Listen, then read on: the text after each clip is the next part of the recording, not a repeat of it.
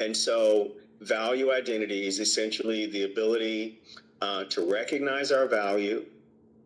Once we recognize it, then to assign that value to ourselves. And then in order to sustain it, to be able to calculate why it is that we're valuable.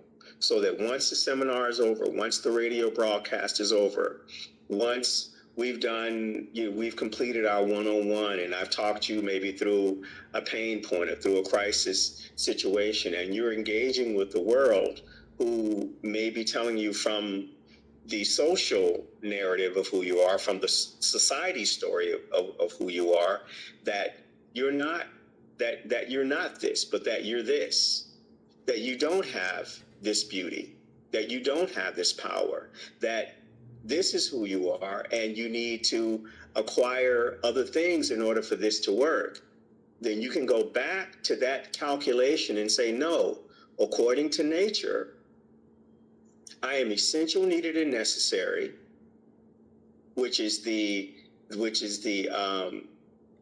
business model of supply and demand. So if something is essential, needed, and necessary, then there is a demand for it. And once we establish that there is a demand for something, then we ask, okay, how many of those things that we need do we have in supply? And so if you are essential because nature has decided that you are, and the proof is that you exist in the same way that your heart exists in your body because nature decided that it was necessary. You exist because nature decided that you're necessary. And then we ask, okay, so if there is a need for you, then how many of you exist? And when there is a demand for something, and there is only one of those things in all of existence, then the value of that thing or the value of that person is extremely high. And so being able to see ourselves through that lens, being able to prove to ourselves why we are valuable, despite what society is saying, despite what we have in our physical, in our,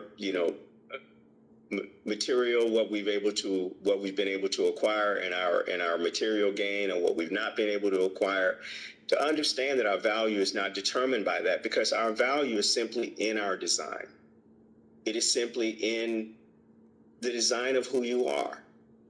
And whether you have things external to that, whether you have things, whether you don't have things, it doesn't change the design.